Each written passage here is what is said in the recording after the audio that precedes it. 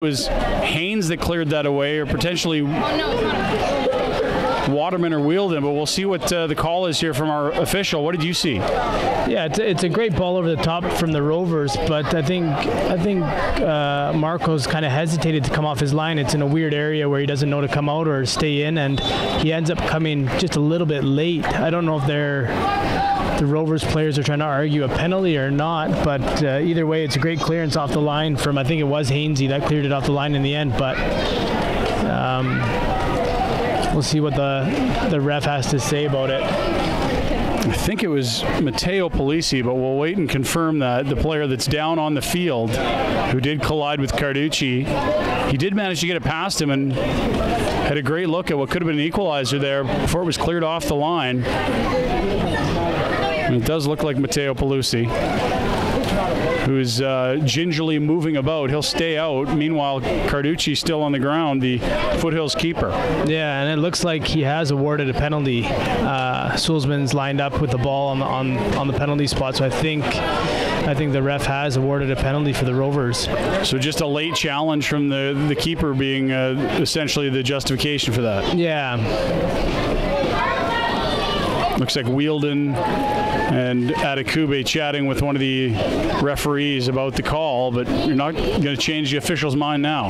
No, I think once it's given, it's given. There's no VAR in this league yet. It's I've actually been impressed by VR. There's a lot of sports they introduce replay, and it seems to frustrate more than it makes people happy. But at least this World Cup, it seemingly VAR has been popular. Yeah, it's definitely made a lot of right decisions, and I guess after the VAR, you can't really argue it if they kind of watch it back on tape and make the right call. So yeah, there's no arguing with the officials at all. Well, Nathan Ingham is the keeper should Carducci have to leave the game. That's the area of primary concern here. Once they know how Carducci's doing, then they'll have to address this kick from Sulzma, who certainly a huge opportunity to equalize this game at 2. Carducci back to his feet, and that'll draw applause from the fans here at Foothills Indoor Training Facility in Southeast Calgary.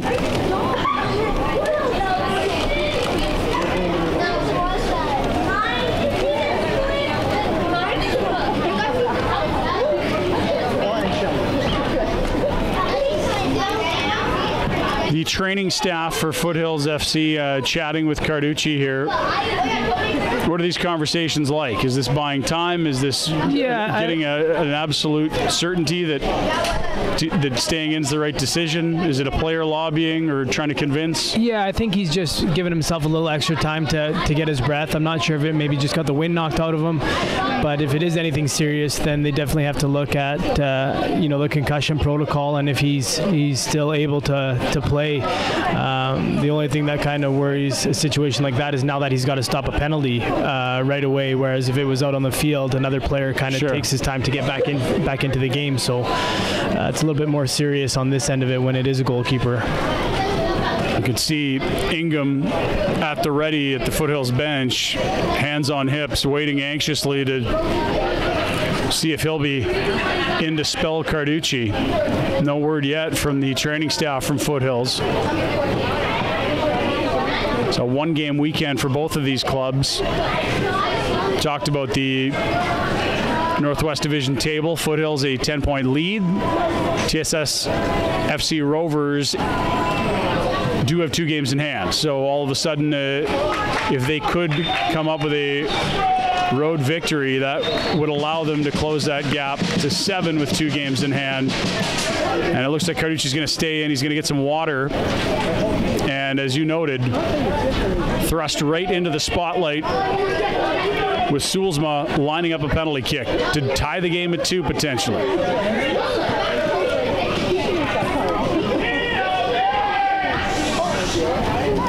Sulzma, right foot, and it's stopped. What a save. What a save from Marco Carducci. Shaken up, stays in the game, and then comes up with perhaps the biggest play of the game to this point. That's a huge save for us, especially just going into the halftime here in about 5 minutes. after a big knock like that, it's hard to gather yourself together and make a huge save. What a huge play. Now it's a corner here for Rovers, who'll continue to pile pressure on. There's a cross and a header high and over the mark, and this will finally allow Foothills to relieve the pressure. All that anxiety waiting, I'm sure, at the Foothills bench to see if Carducci was okay. Then the save, and I imagine two massive collective sighs of relief, one after the other. First, that Carducci would stay in the game, and then secondly, that excellent save diving to his left. Yeah, it's a big save, a big moment in this game. It hopefully gives the boys a little bit more momentum here for the last 5 minutes to close out this half. They're looking at a bit of stoppage time to be sure in this first half, with Carducci and his counterpart Matteo Polisi on the turf together, and Carducci's kick hits a beam. We'll have either a drop kick or Rovers possession, depending on the referee's ruling here. I think it should be a drop ball if he's... Drop ball, excuse me. Drop kick would be a nice move in, I think, Street Fighter or Mortal Kombat.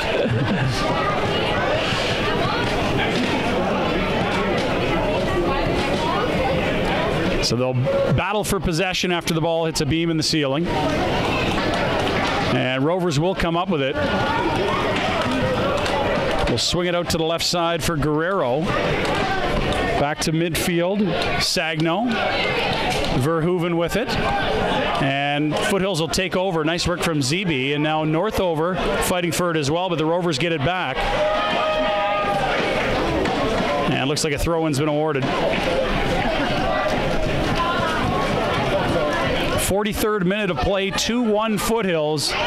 Marco Carducci, a massive save just a few minutes ago. The difference right now in this one-goal contest as we approach halftime. Foothills awarded a goal kick here.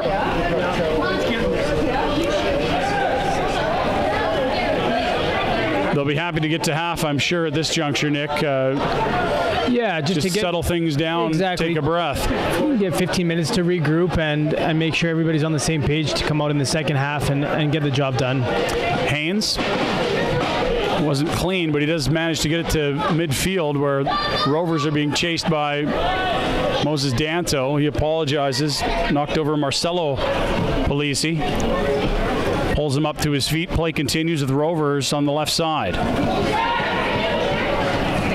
There's a ball into the area headed towards goal. Not much on that. Handled by Carducci. And he'll fire this one upfield with authority, looking for Danto, who's 1-on-2 here. And bumped towards the line, but not out of play.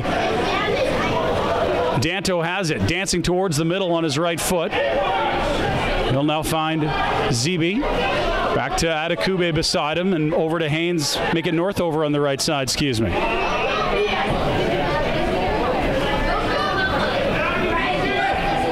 Just a minute until stoppage time. Adekube to his left. Haynes with the ball now. We'll play to Patino. That left-footed cross again. Jumping for the header, but missing was Camargo, and that's cleared into the beams of the roof by Rovers.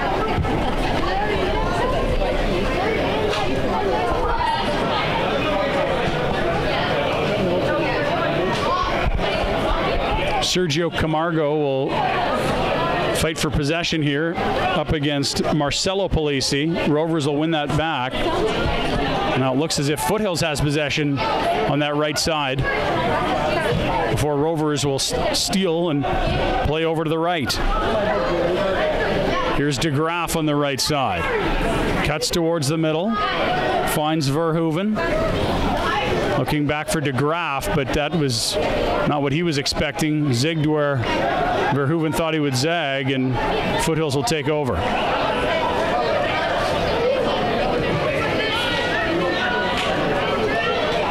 Any particular area of the field that Rovers pose a exceptional challenge for Foothills? Yeah, I think actually they've done well in the midfield with Police and Sagno and Verhoeven. They're all good on the ball, and once they get turned and start running at defenders, they could pose a little bit of a problem later on in the game. But I think overall we've done a good job of keeping them limited to any situations like that. There's a ball in looking for Sulzma, cleared away by Foothills. Atakube will dance this away from trouble and play over for Haynes. Will buy some time. 5 minutes added on the first half as we are now into stoppage time in this first half. 2-1 Foothills lead TSS Rovers. It's a bunch of time, but understandably so, with Carducci and Polisi down on the field for a significant amount of time, especially Carducci, who was the last man to his feet after that collision and near goal before the penalty kick stopped by Carducci. Here's Patino again, centering Moses, couldn't settle it down, and he wishes he had a better touch there, I'm thinking. And now misplayed by Haynes, and Rovers will take over on the left side. Danto looked like he was disappointed. Could have dropped that to his right foot. Instead, it seemed to carry him out of his wheelhouse, so to speak. Yeah, but once again, it's a great ball in from Patino on the left-hand side there. Sagno on his left foot. Sulzma couldn't receive that as it was just a little out of his reach from Sagno, taken away by the Foothills defenders, and Atakube will find Zibi, and Foothills will carry through center on the right side. Northover will slow things down, drop it for Zebi. Camargo back to Zebi. Now Atakube has some time and space and will elect to go to his left for Haynes. Flipped ahead for Patino. He's beaten to the ball, and Rovers will take over and play to the middle. Verhoeven. And traffic there, taking his intended target down. Kick awarded to Rovers, who immediately move the ball into play and will continue to push. 5 minutes of extra time here we are in the first half. 2-1 Foothills. Haynes heads it forward. Taken away. That's Matteo Polisi. Stolen right back by Foothills, and Atakube surveys the field, will play it to Danto and get a return feed and play it back. Foothills electing to move this around the field and keep possession. And on the right side, it's Northover again. Back to the left, Waterman, Haynes. Back to Waterman, Atakube, and all the way back to the keeper. A little bit of keep away to eat some time here. And Foothills again with Northover down the right, back to Atakube.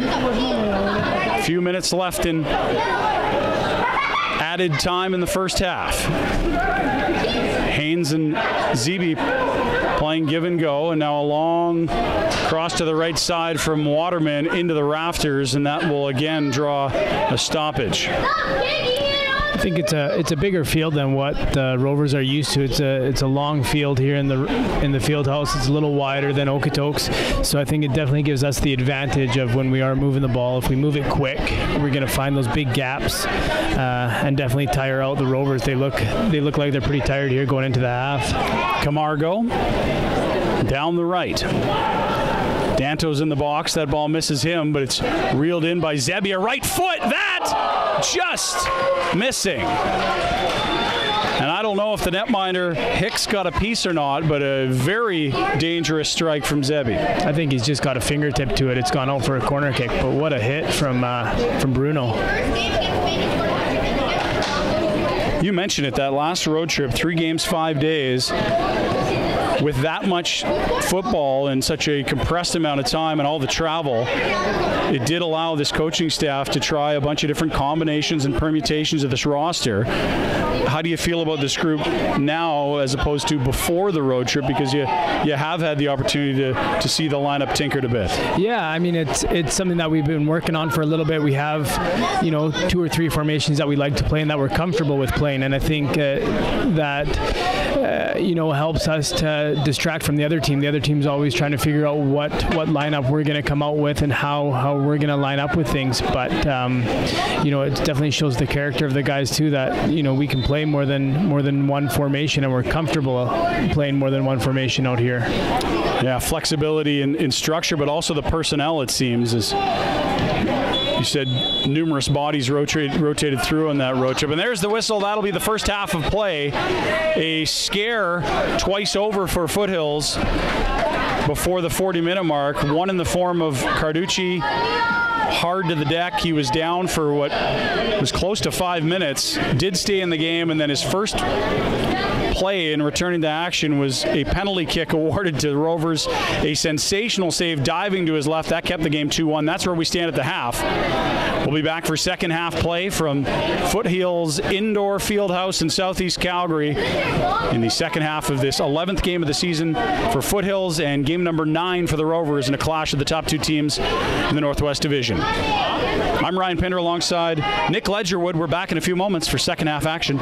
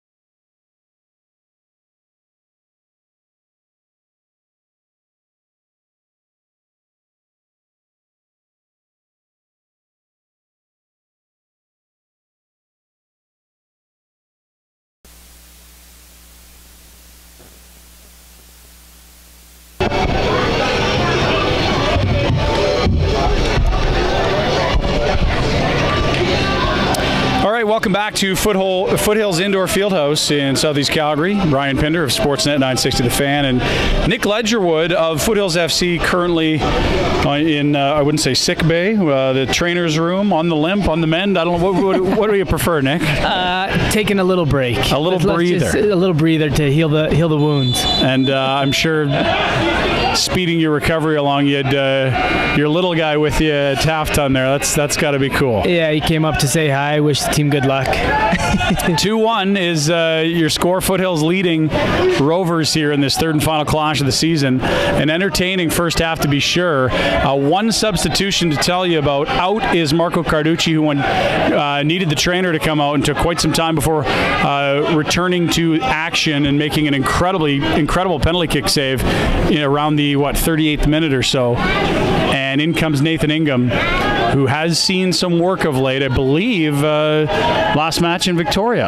Yeah, he played two out of the three away games and has done exceptionally well for the team coming in here just before the season kicked off. I was fortunate enough to play with him in Edmonton with FC Edmonton, and great kid, great character to him, and a class goalkeeper. Pasquati has the ball down low. Left side, as we've switched sides here for the second half, obviously, and that not new, but what is new is our vantage point, Nick. We'll be able to see a little bit more of the pitch when Foothills has the ball, and if they've got more possession in the second half, that might lead to more to talk about on the broadcast. Is this makeshift venue today, due to some heavy rain in the Calgary area over the last 2 days, has changed today's game from 2 o'clock in Okotoks to here in Southeast Calgary an hour later, which does make sense given the slop that's out there that used to be turf, I imagine.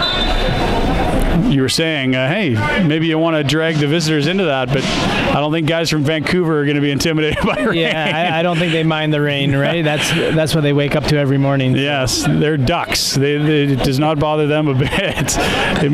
That said, just impressions on the first half from your team's perspective and the visitors as well. I actually thought it was almost equal to both sides, although we probably had a little bit more of the possession and a little bit better chances, but the Rovers have definitely come out strong here, and they're looking for something. They need a win to almost have any chance of catching us here today. So I think that's probably what their team talk was at halftime, that they need a result here.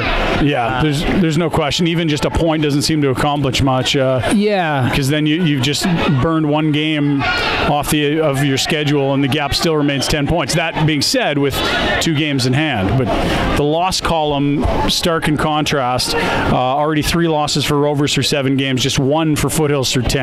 Yeah, and it actually might be in our advantage. The Rovers are going to have to push for something here in the second half, which might open up a little bit more space for the Foothills to get forward and get some more quality chances. So I think it'll be an entertaining second half here.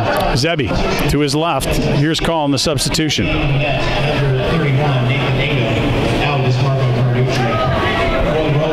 They're just announcing the...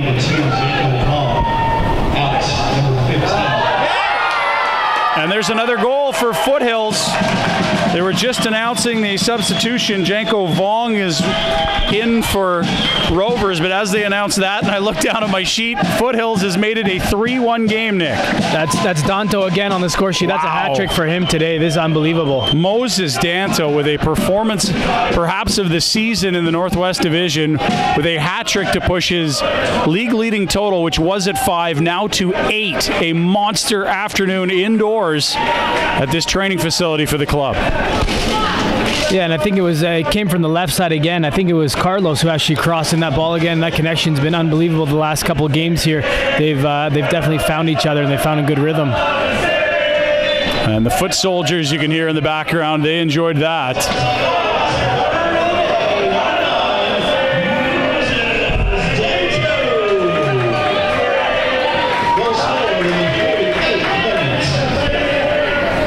An early goal in the second half, and you noted it with the implications in the standings of this game. Certainly TSS Rovers are going to have to start to take a few more chances, you'd think, offensively. I don't know that led to the first goal of the second half, but now down 2, there's no question they'll have to push. Zebi bumped into, and Rovers don't like the call there, but it's awarded to Foothills.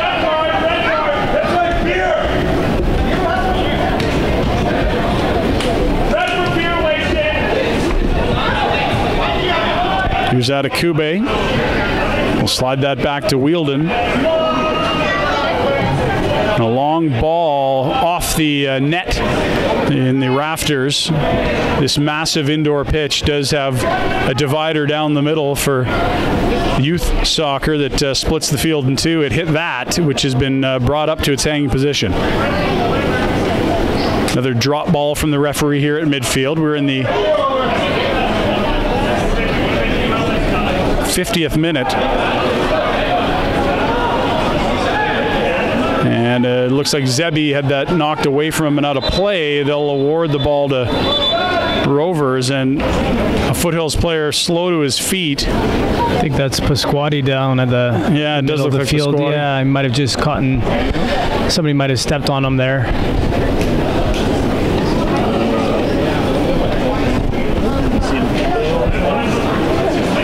He's been an absolute warrior all season for us. He's in my opinion, probably the MVP of the season so far, along with Moses up top. Nice played a ton too. Moses, some passport issues getting into the States, it sounds like, so he hasn't played those games in the U.S., whereas Pasquati's been seemingly a fixture out on the wing. Here's Camargo trying to give it back to Pasquati. That doesn't click, and Rovers take over.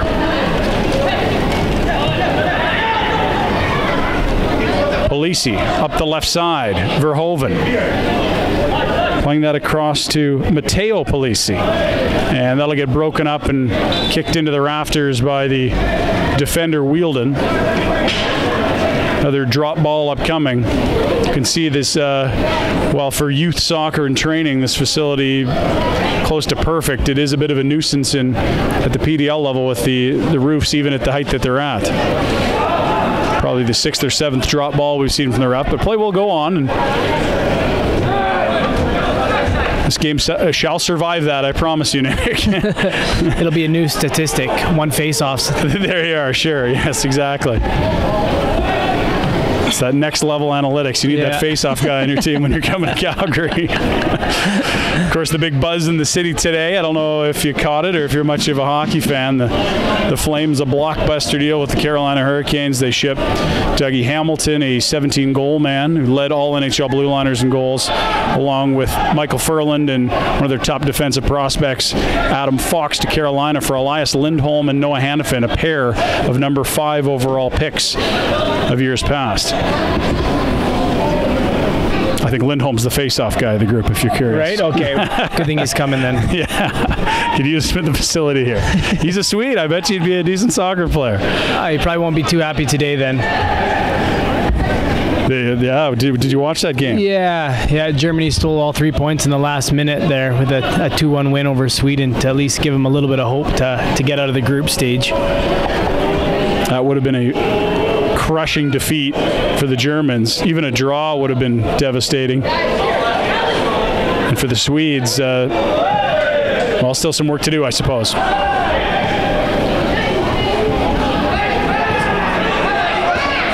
Here's Rovers' Smichenko playing it across. And down the right side it goes with a little help from Sagno.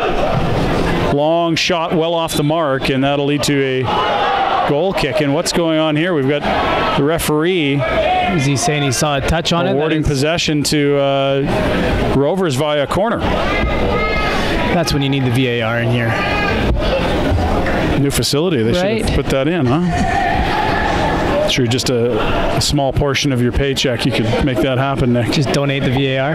There's a header and sent through the rafters, but not touching anything. They'll allow play to continue. And Foothills will chase Rovers back to center. It's now sent back in on the right side. We're in the 54th minute. Foothills a 3-1 lead. Do you expect a defensive posture with a 2-goal lead, or just, boys, the game plan's working, stay with it? What's sort of the philosophy I don't think we'll drop in and defend. I think it'll actually go the other way. It'll start to open up a little bit more, especially on how big this field is. So I think, if anything, we'll get a little bit more chances going forward through a counterattack. It's one of the nuances of the sport. There isn't one set dimension that has to be played upon so much as a range of dimensions. What do you think makes home field so special for Foothills? This 4 years now, one home loss. Is it the pitch? Is it the dimensions? Is it noise, altitude? I mean, some people talk about altitude coming here. I don't think players are used to training at the altitude that Calgary has, and I think that's given us an advantage. Also, with the travel in this league, it's hard to go away and get results. Most teams travel either the day before a game or even the day of a game if it's an evening game. So in doing that, it's hard to then grind out 90 minutes and get a result. So just a natural home field advantage, no matter where you're located. I think no matter where you go, what altitude or what pitch dimension, you're always, or for the most part, you're playing 2 games a weekend. So you play Friday, you play Sunday. So if you don't have a good rotation in players, it's hard to get up for that second game and get a result. How much of that is mentality as well for that Foothills home record I just alluded to? I mean, it's nearly perfect at home. How much of that is saying this is our house? I think when you start winning, it starts to be a mentality. You get used to winning, you get hungry for it. So it definitely is a mentality of our boys this year and over the past years, especially at home. So you know how it feels to win, and you don't want to lose that. How much were you aware of that upon your arrival here? Yeah, I definitely keep track of how the team was doing. I usually tend to keep track of all the Canadian teams and how they're doing, but especially knowing Tommy from before, I kept in touch with him and knew that they had a very successful home record in their seasons here. So it was something that we just wanted to keep building upon, and we've definitely done that this year. Ingham will touch the ball over to Wheeldon, up the middle. Camargo dodges by a check and now has it on the right touch line. Nice move to dodge between 2 defenders, and will slide it forward. Nice defensive play there by Guillerm as he stopped that from being threaded through to Moses Danto, the most dangerous man on the pitch today. 3 goals for Danto and a 3-1 lead for Foothills. I'll say this, Nick, as good as this season has been for Foothills, tough to imagine some of the scorers if you subtract Moses Danto's scoring. Not that it wouldn't be his successful one, but that's some big boots for somebody else to fill up there. 100%. But in saying that, that's why you have a quality striker. That's where he's got to make his numbers, and he's absolutely done that this season. You had noted that not only the finish, but he seems to pressure defenders a ton. Yeah, he's not a forward that just likes to work when we have the ball. He's an all-around striker that works hard defensively as well, and I think that goes unnoticed sometimes. And I think in the near future you could maybe see him with a Canada jersey on. You think it'd be a slam dunk for a CPL type player? Oh, most definitely. He's definitely proven himself in the PDL, and I think definitely he'll get a chance with a good quality CPL team, and hoping that's a Calgary team, and hopefully he can stay here and still produce those numbers in the CPL. Apparently it was on a list of Phoenix of not MLS but a league lower, and certainly interested higher levels at early junctures of his young career already. Yeah, that's Phoenix plays in the USL, which is just a level below the MLS, with still all their expansion teams connected. So, any young players going through the USL, it's a great stepping stone to get into an MLS franchise. But in saying that, I think Canadians are not really treated the same way as Americans down there. So I think this is a great place for Moses to be for the time being. All of a sudden, a bit of pressure here from Rovers. There's a ball with no one on the back end of it. That'll be chased out of play and watched carefully by Northover. As a little ambitious was that ball from Ali Varela. That ends what looked like a decent bit of possession for Rovers in Foothills territory. They just couldn't end up with a shot attempt. Yeah, the Rovers definitely still have the quality to play a possession-based game and try to switch plays and try to get into good spots where they can get a little bit better scoring action, although they don't have the final quality that is lacking with them.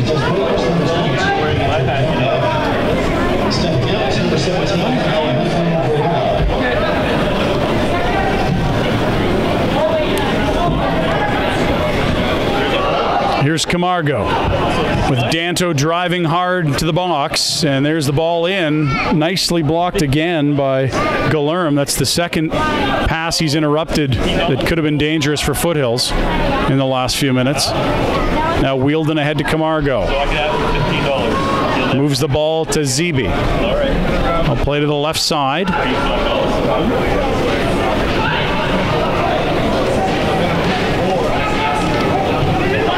Patino, a ball in, headed forward by the Rovers, and will be taken to safety. Although a pass to midfield broken up. Nice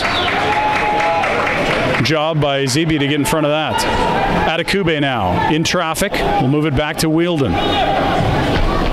Up the right side, nobody home, and that'll be easily handled by Hicks, the goalkeeper for Rovers. 15.5 minutes into this second half. A 2-goal lead for the top of the table Foothills FC. Rovers will need 2 just to come away with a point. Already a 10-point gap between these top 2 clubs in the Northwest Division. If the season were to end today, it would be what we're watching today, which is Foothills FC hosting TSS Rovers. A 1-game playoff in the Northwest Division. Top record in the division will host that game. A nail-biting finish last year, too, as Foothills had a tough result, their final regular season game that cost them home field, and then they went on to lose the subsequent road playoff game.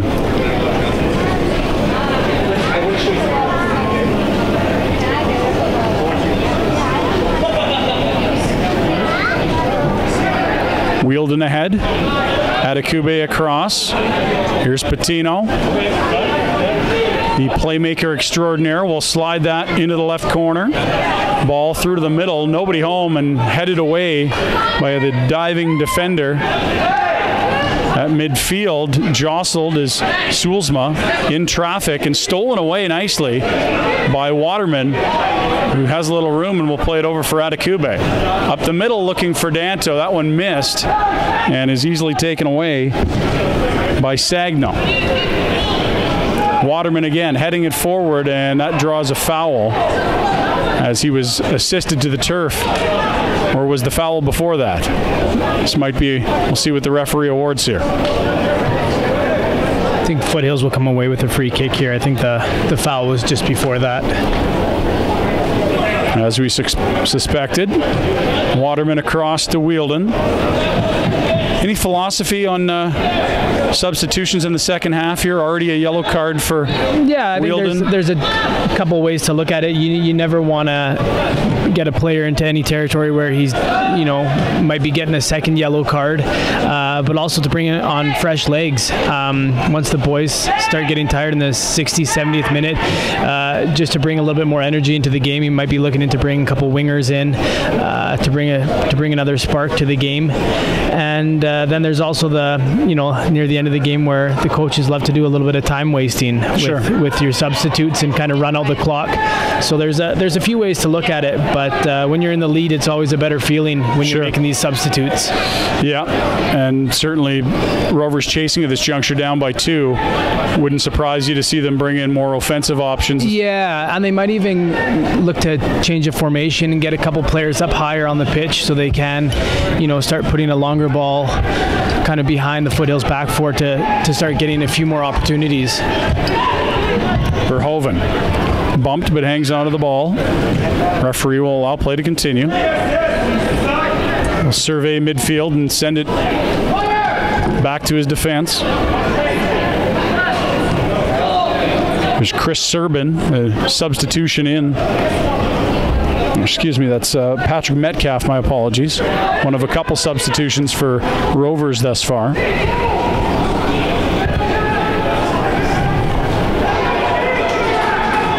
I think it's blocked by Foothills and gone out for a corner kick for the Rovers. It's hard to see down in that corner of the field house as we're blocked here, but we're good at taking guesses. Just close your eyes, call the play. Exactly. Make it up. What an unbelievable diving block there by Foothills. We're in the 20th minute of the second half. 3-1. Foothills FC leading TSS Rovers. A 3-point result would have a 13-point gap between these top two clubs in the table, with Foothills in the top position, and Rovers sitting second. That said, 2 games in hand. So even if the Burnaby-based outfit would win both their games in hand, you're still talking about a 7-point gap with 3 games to play for Foothills.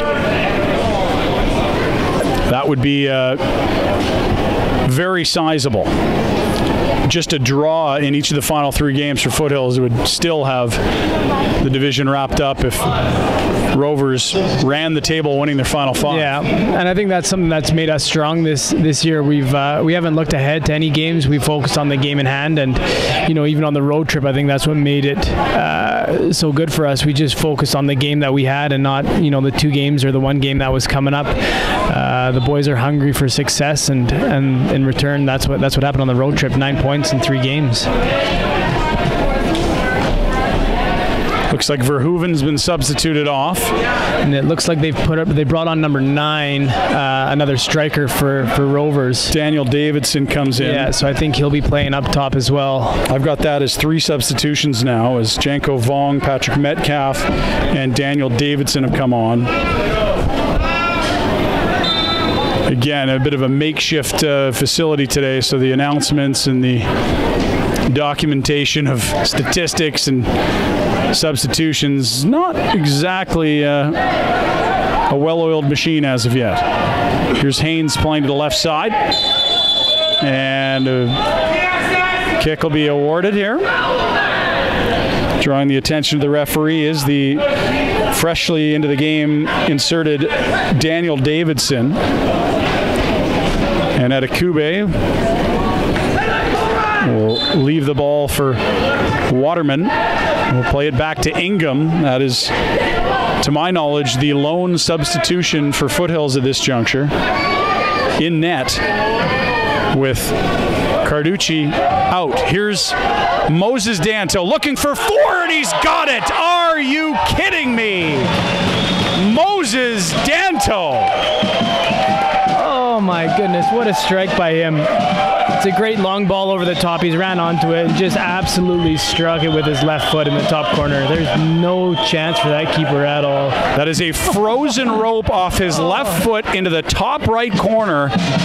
No chance for the netminder Hicks, and it is Moses Danto's day.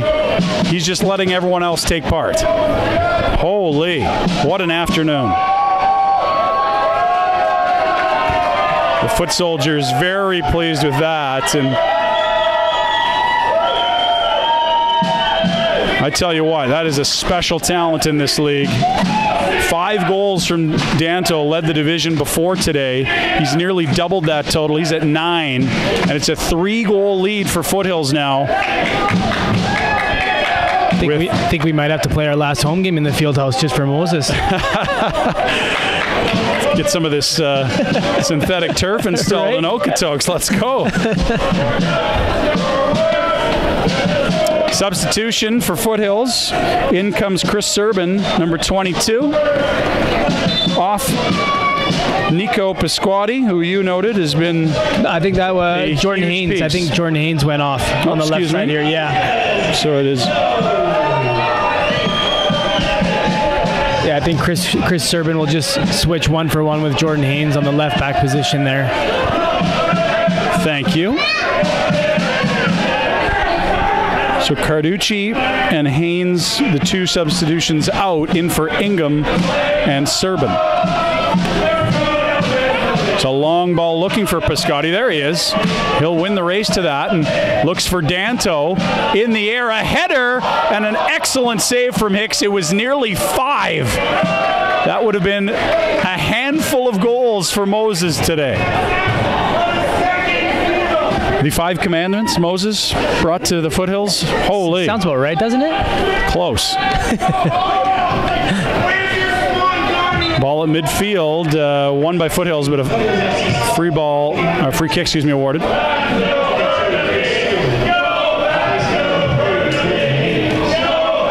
They're chanting, "Go back to Burnaby," which Rovers will do no matter the result, Nick. But without points, it's looking like at this juncture with Foothills up by 3. Just makes that flight a little bit longer going home empty-handed, doesn't it? Yeah, that's not a short trip to begin with. Danto pressuring the defense, and that's what you're talking about. Without the ball there, forcing quick decisions. We've seen defenders very antsy with him in the neighborhood. It is more than just a right and left foot that finish. Really disturbing the defenders of this Rovers squad here in Calgary today.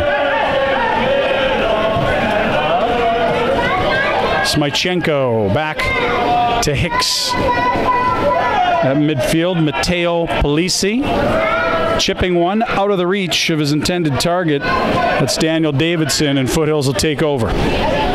It's starting to look like the Rovers are struggling to find an idea of how to break down the Foothills. The boys have been extremely well organized, and I think that's frustrated them throughout the whole game here, and especially now in the second half.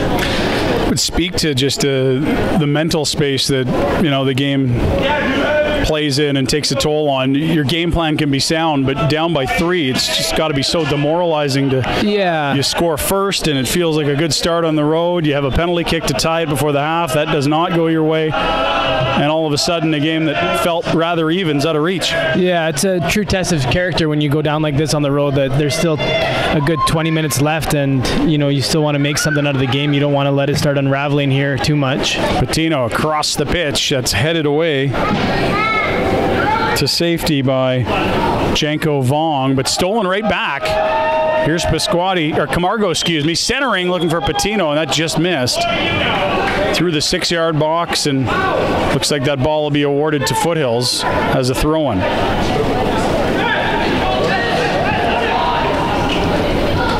So Haynes out, Serban in. Just thoughts on the day that Jordan Haynes had today? Yeah, I thought he's done the same thing every week for us. He works hard on that left side, getting up and down it.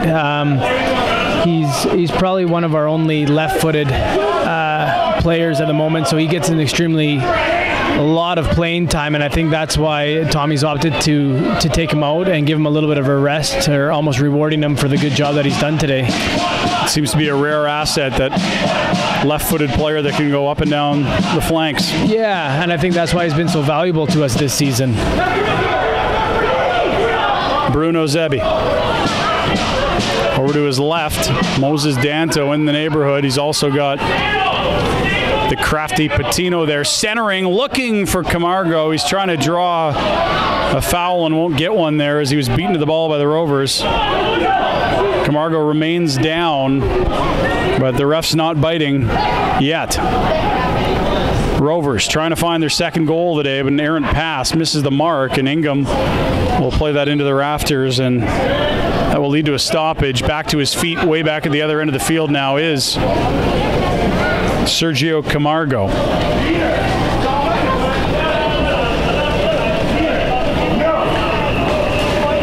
"28 minutes into the second half. Moses Danto, physical force, who wins that drop ball, but immediately it's possession given to Rovers by the referee. And this is Marcelo Polisi, a reasonable distance away, but not a bad opportunity. Potentially their best of this second half here for the visitors, trying to get this back within 2. Yeah, they haven't had much in the second half, so this could probably be one of their better chances. I think it's a little too far out to have a direct strike on goal, but he might look to chip it in the second post there and get somebody on it. Polisi in, but handled nicely by the Foothills back line, and on the right side handling that is Pasquatti. Dances around a tackle across midfield, finding Danto, who's got 4. He's charging down the right, looks to the middle, there's a shot on goal! Camargo from Danto, and it's a high 5 for Foothills. That's a great executed counterattack right there. I think that's what Nico Pasquatti's given the team the whole year. That work right on the right side. He's fed Moses a great ball down the sideline, and Serge has done what he's done for us all year too, is just slotted home another goal for him. It's a great point. Pasquatti with the gorgeous move to avoid the tackle. That sets up that rush. And Danto showing he can set him up, not just finish him. Yeah, big day for Moses. That's 4 goals and 1 assist for him. He's not going to forget this. All of a sudden, 9 goals in the last 2 games for Foothills. An emphatic statement to top the Northwest Division. They're less than 20 minutes away from extending their lead atop the table to 13 points.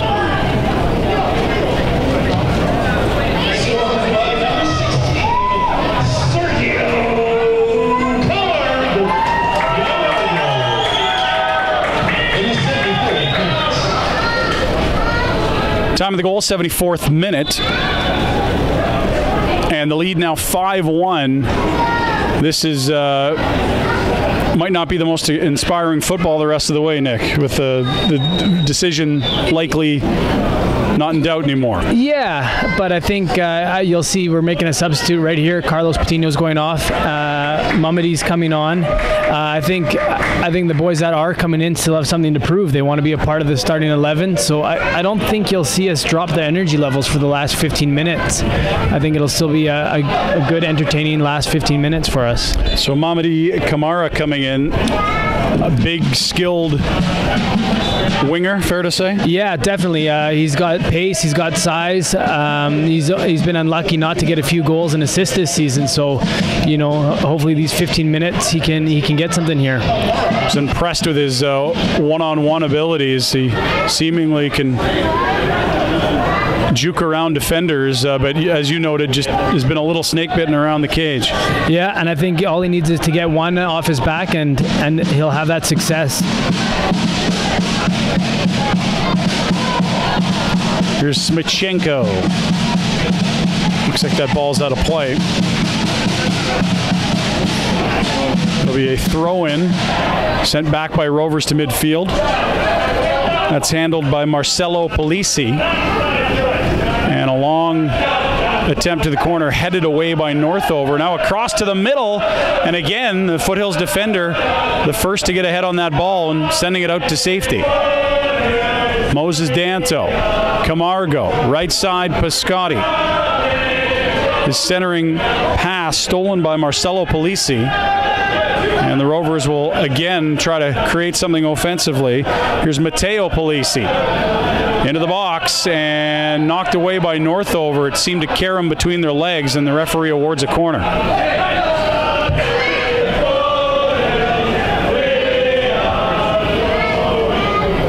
I believe that is Matteo Polisi that'll take the kick.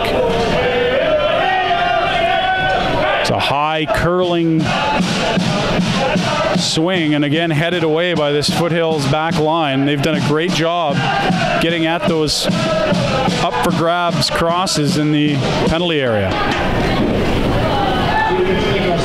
Camargo with Pasquatti, who's onto the left side here and putting some pressure on the Rovers defense, but they'll escape harm, and out to center Smichenko. Matteo Polisi finds a teammate on his left. That's Daniel Davidson. And there's a right foot and missing short side. A good firm crack of the ball there, but Ingham had that post covered and it missed short side.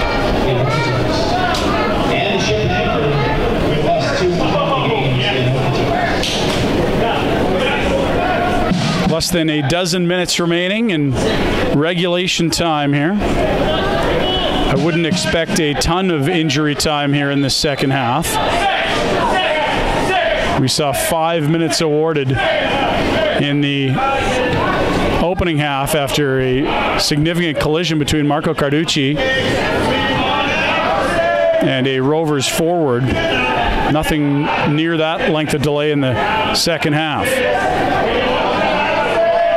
Mamadi Camara couldn't find the ball there, and the Rovers will center another one, but it's again Foothills with the header to get it out of the box.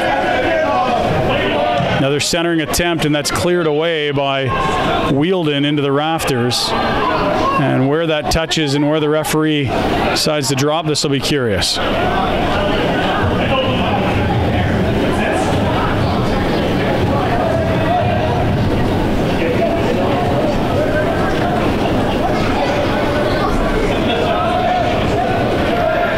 That ball hotly contested, finally appears to be Zeeby that comes away with it. Camargo across. Here's Camara. And the lanky winger will charge down the left side, moving towards the middle. There he is, juking left and right, staying wide. And that ball looks like it's out of play.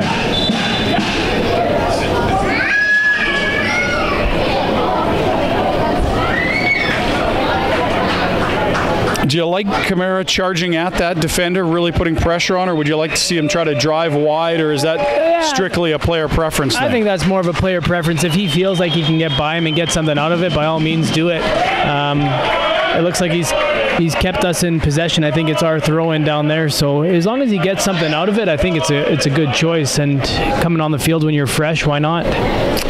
Well, the end of the day has arrived for the star of the day. Moses Danto exits, 4 goals and an assist. His day is done. I don't know you could have asked for half as much as he gave you. It was an incredible performance. It's been a great game for him. He gives us so much when he's on top of his game, and I think today's probably the best game he's had in a Foothills jersey for sure.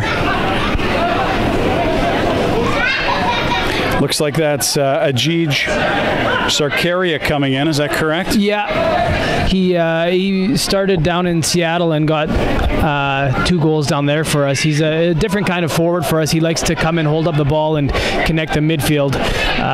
But definitely a quality striker, just a little bit different ability than that of Moses. And an injury keeping him out of a lot of the play in the first half of the season, is that correct? Yeah, on our preseason trip to England, he picked up an injury which kind of left him out for I think 2 or 3 months. So he's made his return, and his return game down in Seattle, he picked up 2 goals. So obviously he's fit and healthy again. That's a significant addition to the squad. On first half of the season, as stellar as it was, that feels like a free acquisition. Yeah. And I think for the most part, everybody's been healthy and fit in the season, which has given Tommy the advantage of having such a big depth here to choose from, of players to pick from, and the competition for spots is up for grabs every week. So if you're not performing, there's a guy there that wants to steal your spot. 5-1 the score, 8 minutes remaining in the second half. You mentioned that preseason road trip to England. For those watching, fill us in if they aren't familiar with what likely served as good testing and proving ground, but also a good bonding opportunity for this group. Yeah, it was about 3 weeks prior to the season kickoff. We went for an England tour over to South England. There was 5 games lined up for us, playing a bunch of the reserve teams over there. We played Fulham, Exeter.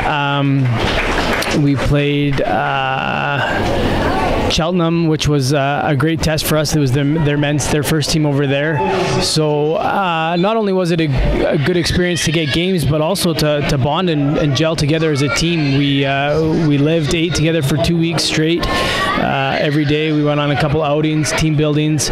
So it's just a great way before the season kicks off, just to make sure everybody's on the same page and everybody's comfortable with each other. Well, and I'd suggest that's a luxury not many PDL teams are afforded. Yeah, that's definitely something that separates this organization from others. Exactly, and it's a top organization that was able to create that in the start of the season here. Substitution has been made. Sergio Camargo's day is over. He of one goal here in this contest, the lone non-Moses Danto goal. And in for him is Kyle Jones, who dons 23 as his jersey number.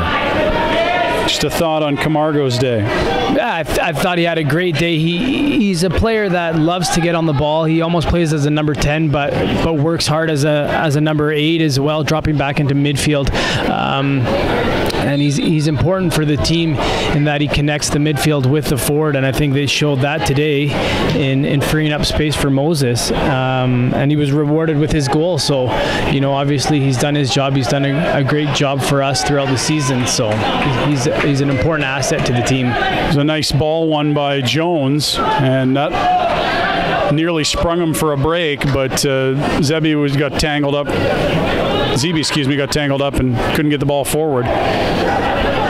Now, when you say Camargo helps tie together the midfield and the forwards, is that based on positioning, on his ability to move around the field, or the way that he moves the ball between Yeah, exactly. players? Both of that. He finds the little holes in between the midfield and the defense, and he gets in a good position where he can be on the half turn to link the midfield to the forwards. He's an exceptional player with the ball at his feet. He's got great skill.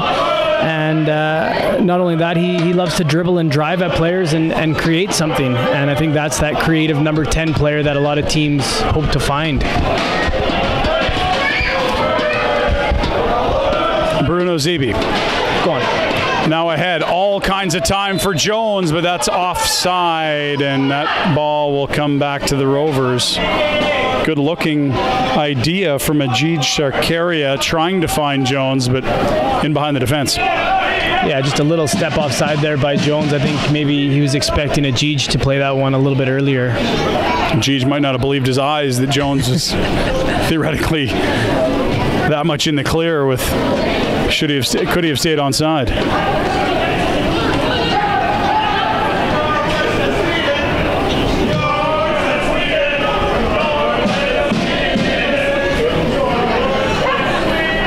Ingham, the second keeper used by Foothills in this game after a bit of a scare with Marco Carducci in the first half and a substitution at half.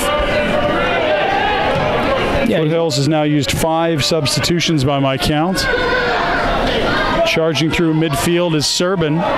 He's got some numbers with him. Here's Jones just outside the box. He'll slot it to his right for Piscotti. Trying to dance around a defender. He does. Out comes the keeper. A bit of a collision there, and Hicks will hold on to the ball. Piscotti a little shaken up in the penalty area. Back in midfield, Zebi to Kamara. Fancy footwork. He'll play it back for Zebi. Adekube will play this back to Wheeldon. Yeah, I think Bruno and Elijah Adekube in the middle have done exceptionally well today. They kind of go unnoticed, the hard workers in midfield, but they've won all the second balls. They've allowed Moses to get those opportunities going forward, and by no means they haven't let much go through the midfield today. Well, as you noted, that a strong suit of this Rovers club, their midfield, they've made it a non-issue today. Yeah, and Elijah's done that the whole season for us. He's a pivotal part of this team in that holding role. Not only does he organize us when we're out of possession, but he creates a good build-up when we do have the ball. What do you love about his skill set? Is it work ethic? Is it his foot speed? His ability to cover ground? He's very calm on the ball for his age. He sees the game extremely well, and he gets into those little pockets in the back to help build up the play and give us better opportunities to switch the play as well. So he does well to keep the team in possession. We've seen him numerous times today, just surveying around, understanding when he's got time and space. Doesn't seem to rush the ball often. Yeah, he's got a very high football IQ, as a lot of people like to say. He reads the game very well. He knows what's going to happen before it actually does happen. Sarkaria ahead. Great opportunity. Piscotti to his right. Taken down by the keeper. No call from the official and sent out of play by the netminder Hicks. And a glorious opportunity for Piscotti there, who tried to dart to the right, but that tackle deemed clean by the ref. Piscotti won't agree. Yeah, I think Hicks just got a little foot to it.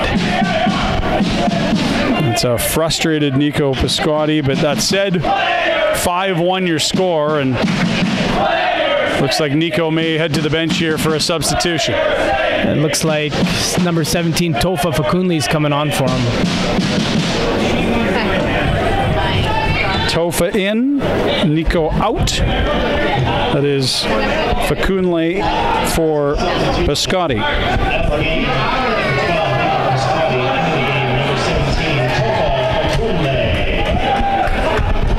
Tofa sounds like a popular, well-liked teammate here.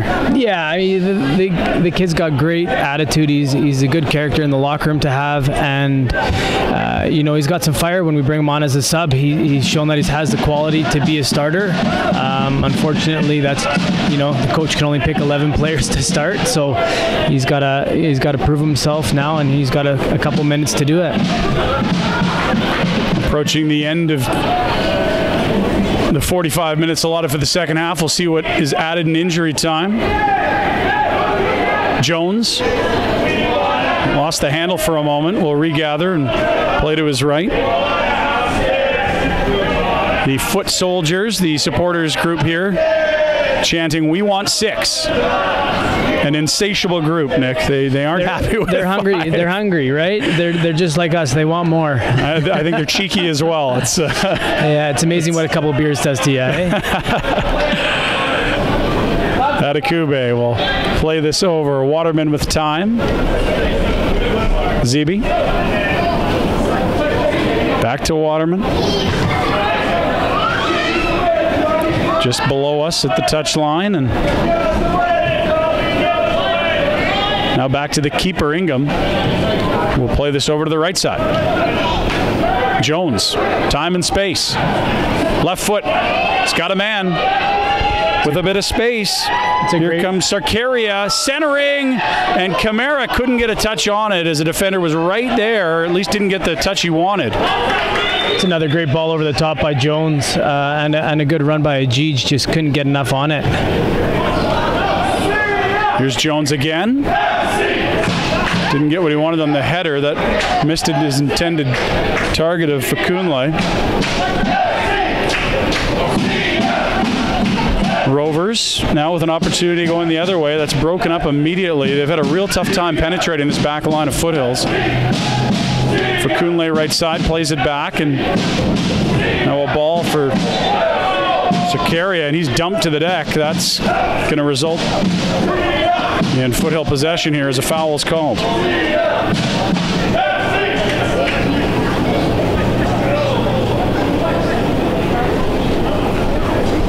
Looks like we're into injury time.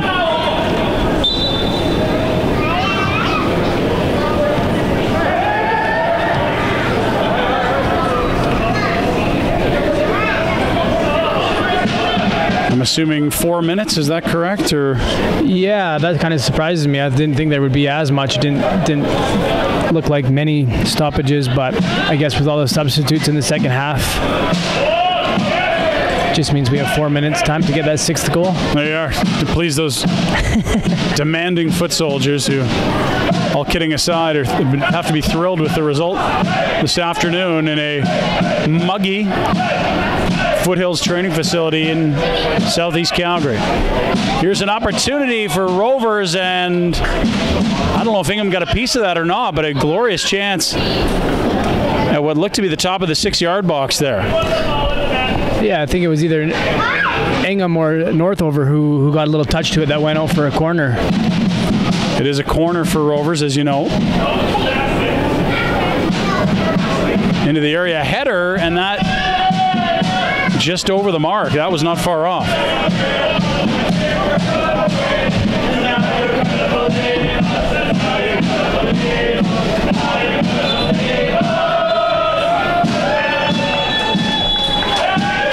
And there's the final whistle. It was pitted as 1 against 2 atop the Northwest Division. That it was, but what a gap between the two now. 13 points separating Foothills FC and TSS FC Rovers of Burnaby. The Calgary outfit getting 4 from Moses Danto and a helper. What an afternoon for the home side.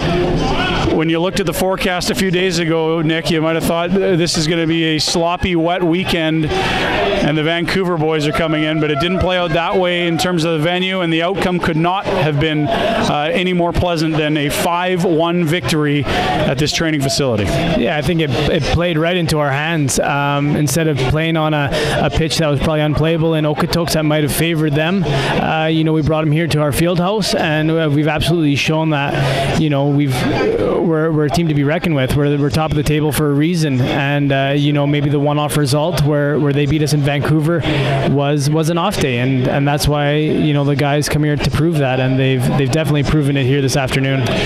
Moses Danto has to be man of the match. What other takeaways do you have? Or I suppose first a thought on Moses and the dominant offensive performance. Easily man of the match for me is Moses just after scoring his 4 goals. But I think in general, you got to give credit where credit's due to Carlos Patino. His deliveries were exceptional today, like they've been. Sergio in the midfield, getting a goal as well, getting on the score sheet. But I think throughout the whole team, everybody played their part and did what they needed to do to help this team get such a big victory, and nobody switched off the whole game. Foothills saluting their fans, a 5-1 victory. This sensational season continues to see this group extend their lead atop the Northwest Division. Next up for the club, a weekend off. The Canada Day long weekend will be celebrated by the team at the top of the table. Then off to face Lane United on the 6th of July, Portland Timbers U23 side on the 8th of July, and one final home game against the Sounders U23 side coming from Seattle to Okotoks on the 14th of July. Those 3 final games likely, most probably, followed by a playoff game here hosted by Foothills FC. Nick, an absolute pleasure chatting with you here. Yeah, we wish you a great time up here today. The speediest of recoveries. Thank you. And until then, take care of that little guy, and look forward to your insights on the club. Thank you so much. Nick Ledgerwood, the Foothills FC member, as well as a longtime member of the national team with 50 caps for Canada. My name is Ryan Pinder of Sportsnet 960 The Fan. We thank you for joining us for this broadcast. Final score, Foothills 5, Rovers 1.